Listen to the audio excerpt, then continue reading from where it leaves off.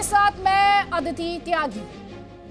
तो मशहूर शायर मिर्जा गालिब की गजल की एक लाइन है, निकलना खुल्द से आदम का सुनते आए थे, लेकिन बहुत बेआबरू होकर तेरे कूचे से हम निकले। अमेरिका के आज के हालात को बयां करने के लिए इससे बेहतर लाइनें नहीं हो सकती। 20 साल पहले आतंक के खात्मे का अरमान लिए अमेरिका अफगानिस्तान पहुंचा था और आज एक आतंकी संगठन तालिबान के हवाले अफगानिस्तान को करके चला गया। जब अमेरिकी सैनिकों की वतन वापसी हो गई, या फिर ये कहना चाहिए अमेरिका जैसी सुपर पावर ने तालिबान के सामने सरेंडर कर दिया, तो उसके बाद दुनिया भर में इस सुपर पावर की किरकिरी हो रही है। तस्वीर हम आपको दिखाएंगे जो कि last soldier on Afghan soil रहे। देखिए, तो इस समय तो आप वो तस्वीरें देख रहे हैं जब आतिशबाजी हुई, और ये वो तस्वीर है जिसे यूएस के डिपार्टमेंट ऑफ डिफेंस ने ट्वीट किया। और ये तस्वीर है अमेरिका के आखिरी सैनिक की जिसने C-17 बोर्ड किया, और उनका नाम है मेजर जनरल क्रिस डोनाह्यू।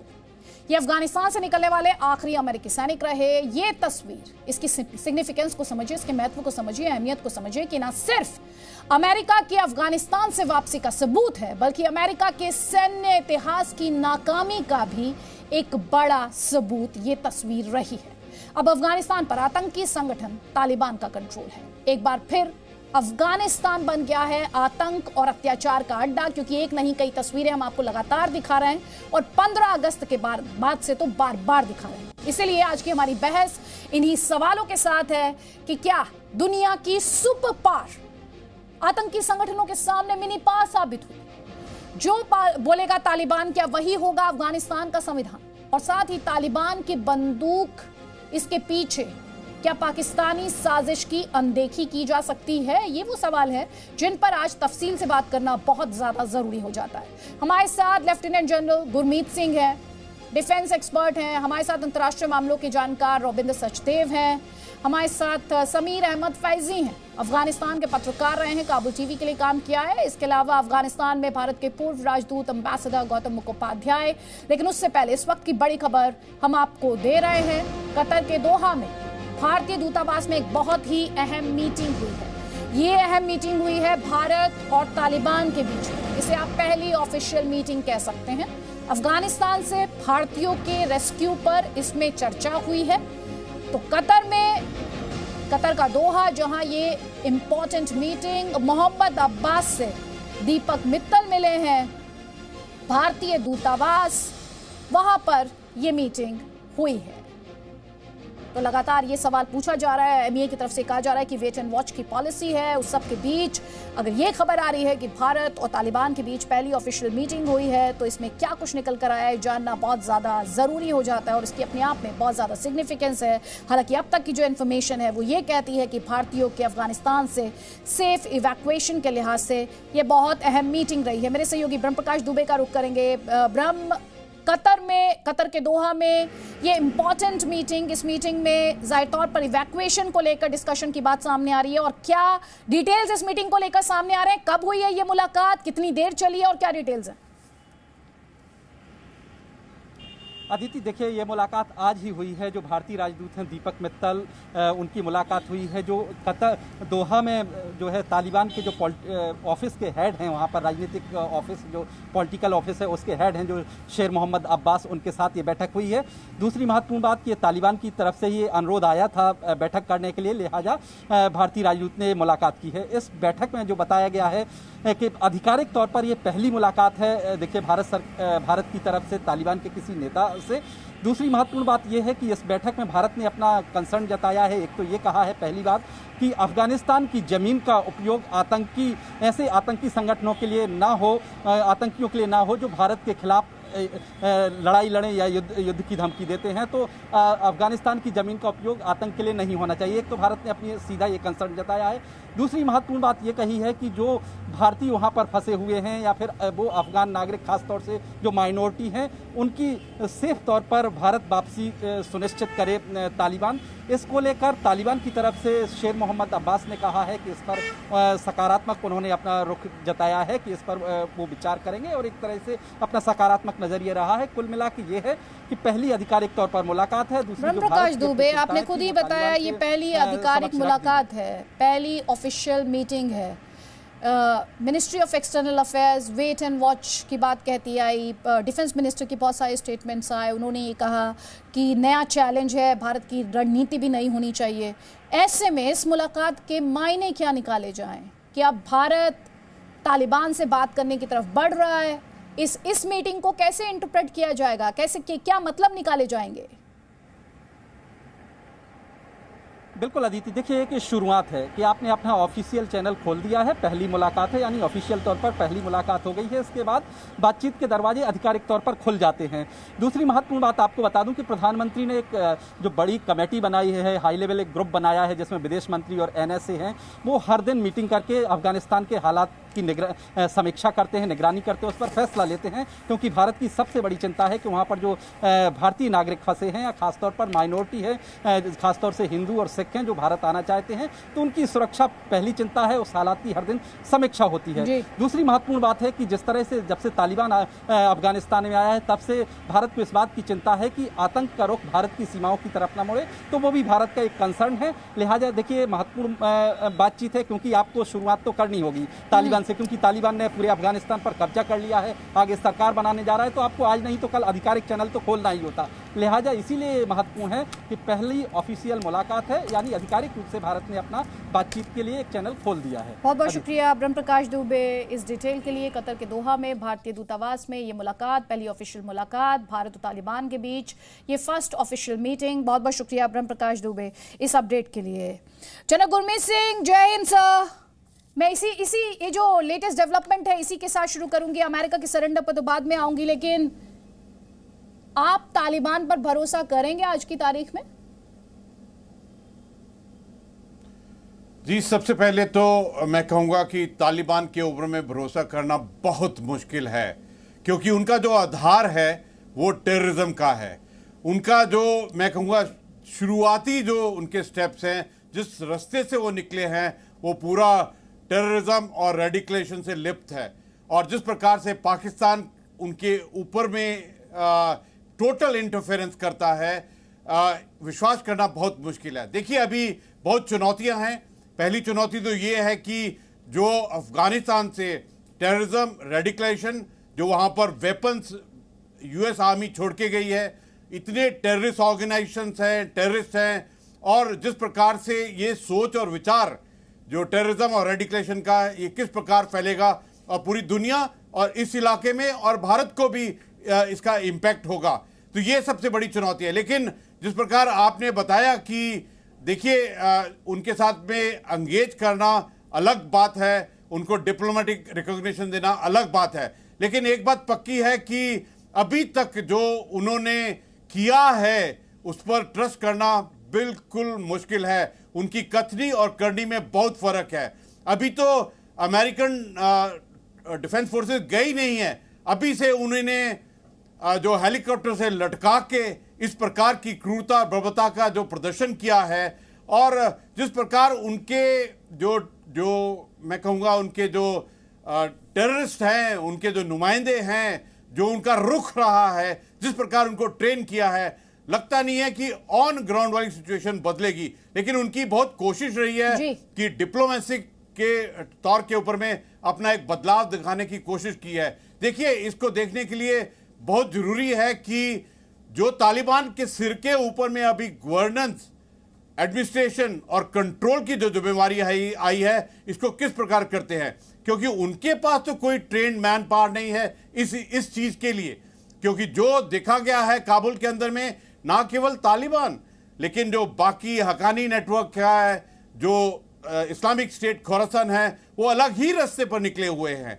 तो ये पूरा दुनिया इस चीज को बहुत बारीकी से देखेगी कि किस प्रकार से वहां स्थिति बदलेगी, परिस्थितियों में किस प्रकार होगा। और देखिए, अफगान के अंदर भी अगर देखें तो जिस प्रकार के रेजिस्टेंस है, जो पंचशीर से शुरू हुई है, जो पहले प्रोटेस्ट थे, उसको किस प्रकार डील करेंगे। वहां के लोगों के मन में एक डर है, खौफ है, एक संकट है। आपने लोगों के मन में डर और खौफ की बात की। हमारे साथ समीर अहमद फैजी हैं, ये अफगानिस्तान से ही ताल्लुक रखते हैं, अफगानिस्तान के पत्रकार हैं, मीडिया हाउसेस में वहां पर काम किया है। समीर अहमद फैजी, आपने वहां से क्या, आपके जो लोग वहां पर मौजूद हैं वो आपको क्या बता रहे हैं? आप खुद मुझे बता रहे थे थोड़ी देर पहले कि किस तरह पाकिस्तान जो है इस पूरे शो को चला रहा है। आपका फेसबुक पेज था, उसे लेकर आपको थ्रेटन किया गया, आपसे कहा गया कि आप इस तरह का कंटेंट पोस्ट मत कीजिए।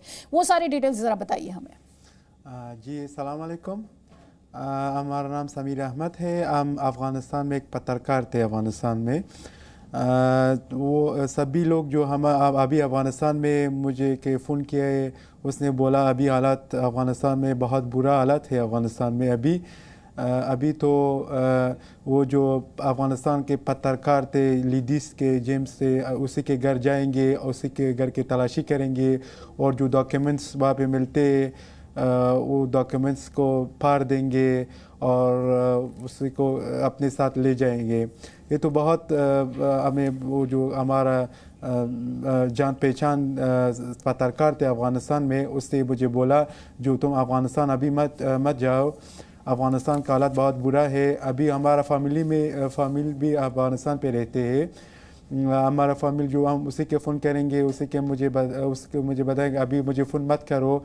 हमारा माम और दाद बोलते हम मुझे फ़ोन मत करो, इसलिए जो तुम अभी इंडिया में हो, हमारा यहाँ पे कोई प्रॉब्लम नहीं आ जाए, इसलिए हम अभी पता नहीं हमारा फैमिली को बात नहीं होता है इंडिया में। अच्छा, तो इतना ज़्यादा खौफ है कि अगर आप इंडिया से अफगानिस्तान फ़ोन करेंगे तो तालिबान उसको भी ट्रेस कर लेगा और आपकी फैमिली के लिए प्रॉब्लम हो सकती है। ठीक है, हमारे साथ भारत के फॉर्मर एम्बेसडर रहे अफगानिस्तान में गौतम मुखोपाध्याय साहब भी हैं।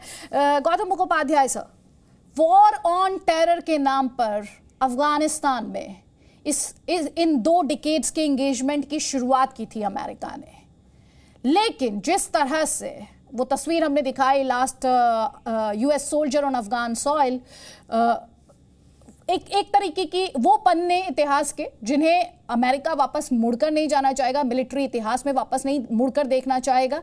इसे अमेरिका का सरेंडर माना जाए और इस सरेंडर का रीजन के लिए क्या मतलब है? धन्यवाद अदिति जी। एक्चुअली एक तरह से कह सकते हैं कि सरेंडर है, क्योंकि उनको डिफीट नहीं कर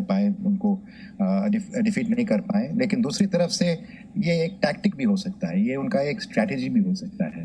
तो दोनों तरफ से हम ये देख सकते हैं। अच्छा, आप कह रहे हैं कि सरेंडर भी है और ये टैक्टिकल भी हो सकता है, टैक्टिक हो सकता है। टैक्टिक क्यों, किस तरह की टैक्टिक है ये? आप ये सोचिए, पिछले 3 सालों से जब से उन्होंने तालिबान की तरफ ओवरचोर किया है, तो ये तो साफ साफ रहा है कि कभी ना कभी पिछले ये 3 साल के अंदर तालिबान अफगानिस्तान को टेक ओवर करने वाली है। एक तरीका था कि नेगोशिएटिंग टेबल से हमें उनको लगाया जाए, दूसरी तरफ से है बैटलफील्ड। नेगोशिएटिंग टेबल में भी उन्होंने कोशिश किया इंटर अफगान टॉक्स दोहा के थ्रू, लेकिन दूसरे तरफ से मिलिट्री टेक ओवर भी हो गया है और इसको यूनाइटेड स्टेट्स ने किसी वक्त रोका नहीं। वो कह भी दिए थे कि एक्चुअली उनकी कोई दुश्मनी तालिबान के साथ नहीं है। जब वो अफगानिस्तान में आए थे तो उनकी जो दुश्मन थी वो थी अलकायदा और इंटरनेशनल टेररिज्म। जो अफगानिस्तान में होने वाला है उसमें उनका खास कोई परवाह नहीं था, लेकिन क्योंकि उनके साथ नॉर्दर्न अलायंस एक नई अफगानिस्तान कॉन्स्टिट्यूशन ड्रॉ की गई, वो एक तरह से वो काउंटर टेररिज्म ऑपरेशन से काउंटर इंसर्जेंसी बन गया, बाद में ट्रेनिंग एंड इक्विपिंग बन गया। अब पिछले 3 साल में उन्होंने एक्चुअली तालिबान को मदद किया है अफगानिस्तान में आने के लिए। तो ये सोचना है, अगर एक चीज़ है कि वो निकल गए और तालिबान जगह भर ली, दूसरा है कि उन्होंने उनको मदद किया। अगर उन्होंने उनको मदद किया तो उनका क्या उपाय था, उनका क्या आइडिया था, उनकी क्या प्लान स्ट्रैटेजी क्या थी। तो हमें एक तरफ से लगता है, हम थोड़े से आगे से ही बोल रहे हैं, कि एक तरह से उन्होंने जानबूझ के इस इलाके को डिस्टेबलाइज करने का वादा किया। और इसमें वो अकेले नहीं है, क्योंकि दूसरी तरफ से पाकिस्तान अपने कारण के लिए, अपने रीजंस के लिए वही चाहती है कि ये तालिबान की अफगानिस्तान हमेशा के लिए डिस्टेबलाइज रहे, ताकि वो स्ट्रॉन्ग और यूनाइटेड नहीं बने, ताकि वो उनके लिए थ्रेट नहीं बने, ताकि वो ड्यूरेंट लाइन और ये पश्तून क्वेश्चन को कभी नहीं उठा पाए, ताकि हिंदुस्तान को अफगानिस्तान से बाहर रखें। और अब एक नया अंदाज आ गया है कि चीन के साथ अफगानिस्तान को मैंने सेंट्रल एशिया और चीन की तरफ ओरिएंट किया जाए। तो ये भी एक पॉसिबिलिटी है, इसमें हमें सोचना चाहिए, ध्यान रखना चाहिए। हम नहीं कह रहे हैं कि यही उनकी स्ट्रैटेजी है, लेकिन ये भी आप हो सकता है। पॉसिबिलिटीज की बात करें, रविंद्र सचदेव 20 साल में पहला मौका है, 2 डेकेड्स में पहला मौका है जब कोई यूएस सोल्जर अफगानी सॉइल पर इस वक्त मौजूद नहीं है। 2462 यूएस सर्विस मेंबर्स और जो सिविलियंस थे उनकी मौत हुई। खुद अमेरिकी रिपोर्ट्स कहती हैं $2.5 ट्रिलियन खर्च किए अमेरिका ने। लेकिन जिस तरह से ये मिडनाइट एग्जिट हुई, उसके बाद अमेरिका के क्रेडेंशियल्स पर बहुत सारे सवाल उठे, अमेरिका की रेपुटेशन। अगर मैं अमरुल्लाह साले के स्टेटमेंट की बात करूं, उन्होंने कहा सुपर पावर मिनी पार बन गया एक आतंकी संगठन के सामने। जी हाँ, अमेरिका की बहुत पिटी, रेपुटेशन हुआ, इवैक्यूएशन इतना अनप्रोफेशनली प्लान्ड था, मजाक लगता है। इसके अलावा इंटेलिजेंस फेलियर, मात्र कुछ दिन पहले बाइडेन कह रहे थे कि 90 दिन तक तालिबान नहीं पहुंच पाएगा काबुल, वो 9 घंटे में 9 दिन में पहुंच गया, राइट। तो ये सारी चीजें रही हैं अमेरिका के साथ, माना। परंतु क्या हुआ है, अमेरिका ने अपना कॉन्सेप्ट की पावर क्या होती है उसको बदल दिया है। ये गेम हुई है ना अमेरिका की। एक अव्वल हुआ कि मेरे को वहां पे अपना फुट सोल्जर नहीं छोड़ना, और अभी जो मास्टर साहब बता रहे हैं, डेफिनेटली उनको भी तो पता होगा जब जाएंगे तो कैसा कयास होगा, पर उन्होंने रिस्क लिया, गैम्बल करा। उन्होंने गैम्बल ये करा कि हमारी power, the very nature of power is change, technology की तरफ हो गई है। अब अभी भी अमेरिका कह रहा है मैं निकल तो गया, पर मेरे को बदला लेना हो तो मैं ISIS को इनको भी मैं निकाल दूंगा। कैसे? ड्रोन्स, मिसाइल्स, इसी तरह की चीजों से। Sir, sorry I am interrupting you, लेकिन ये सवाल और ये बाद में मैं जनरल गुरमीत सिंह से भी लूंगी। अमेरिका ने क्या किया? अमेरिका ने एक टेररिस्ट आउटफिट को आर्म कर दिया, उसको एयरफोर्स दे दिया, उसको लड़ाकू विमान दे दिए। वो लगातार हमारे दर्शक एक वीडियो देख रहे होंगे कि किस तरह से हैंगर में जाके जो शिनूक हेलीकॉप्टर्स हैं यूएस के, हालांकि ये भी रिपोर्ट्स हैं कि यूएस फोर्सेस जो हैं उन्होंने बड़ी संख्या में इन्हें डिसेबल किया है, ये इंश्योर करने की कोशिश की है कि इनका इस्तेमाल ना किया जा सके। लेकिन ये सारा इक्विपमेंट, ये सारी वेपन्स, ये सारे जो फाइटर जेट्स हैं, ये वहां पर खड़े हैं। आपने एयरफोर्स दे दिया एक टेरर आउटफिट को। अमेरिका ने तो वही बता रहा हूं ना, इंटेलिजेंस फेलियर है। अमेरिका ने ये सोचा था कि तालिबान आ जाएगा, पर 3-4 महीने बाद आएगा, और अफगान सरकार स्ट्रांग इनफ है। अफगान सरकार जो अभी है घानी की, और तालिबान एक मिलीजुली सरकार कोएलिशन टाइप बना लेंगे तो ठीक है। जो सारी आर्म्स वगैरह थी वो अफगान गवर्नमेंट की है ना, राइट। तो अमेरिका ने, तभी तो मैं कह रहा हूं ये इंटेलिजेंस फेलियर है, किस हद का इमेजिन नहीं कर सकते। I am really shocked to see. तो ये सिचुएशन है। बट क्विकली एक पॉइंट कहूंगा भारत के हिसाब से भी, जो दोहा में मीटिंग हुई, भारत को इसमें why not offer humanitarian aid to Afghanistan, medicines. इस समय वहां मेडिसिन्स की बहुत तगड़ी कमी है। और पता है कल क्या हुआ है?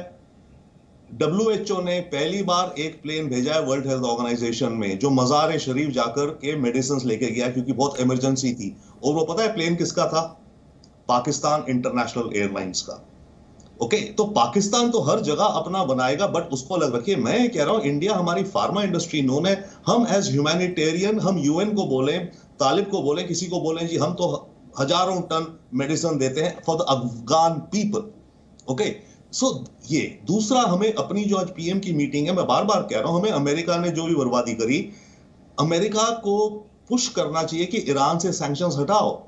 ईरान से सैंक्शंस नहीं हटी तो ये सारा सेंट्रल एशिया, मध्य एशिया जो बात हो रही, सारा गया चाइनीज ऑर्बिट में, और हमारा एक फुटहोल्ड भी नहीं हो पाएगा in the Central Asia reason.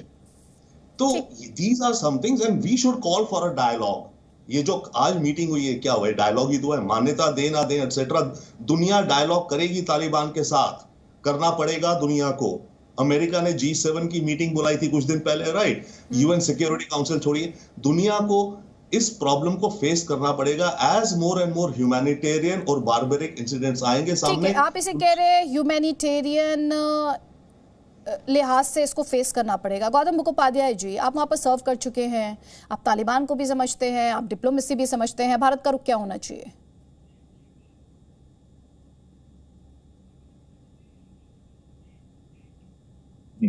Actually Afghanistan के एक दोस्त होते हुए हमारा हमेशा प्रयत्न ये होना चाहिए कि हम अफगानिस्तान में किसी न किसी तरह पीस, किसी न किसी तरह स्टेबिलिटी, शांति हमें लाना चाहिए।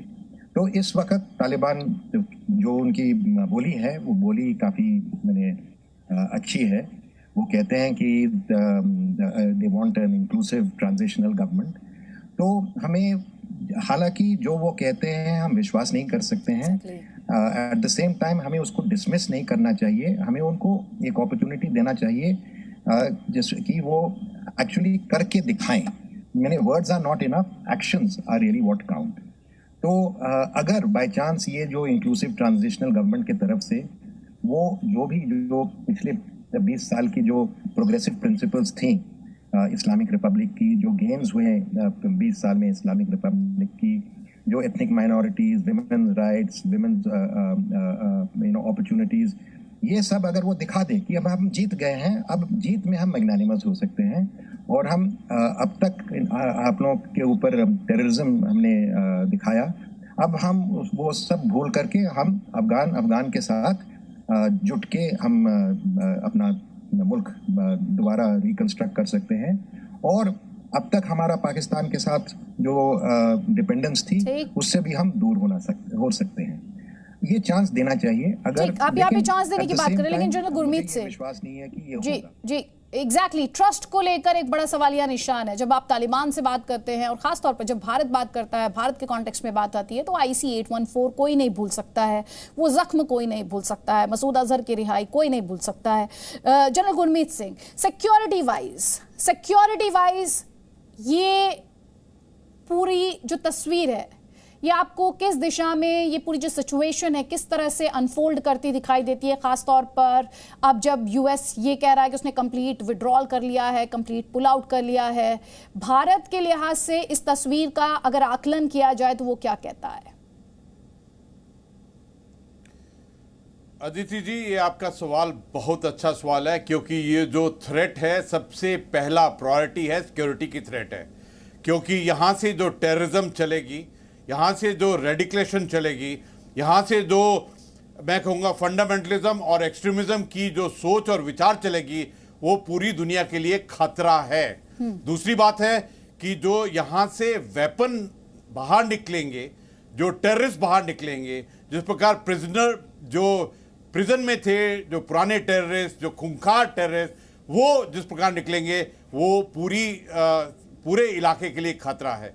आपने तो देखा है कि किस प्रकार जो 13 टेररिस्ट ऑर्गेनाइजेशन ने तालिबान ऑफेंसिव में हिस्सा लिया था, और जो उनके मुखिया हैं जैसे अल-कायदा और बाकी, उन्होंने अपना चेहरा और अपना रुख ऑलरेडी अफगानिस्तान का कर लिया है।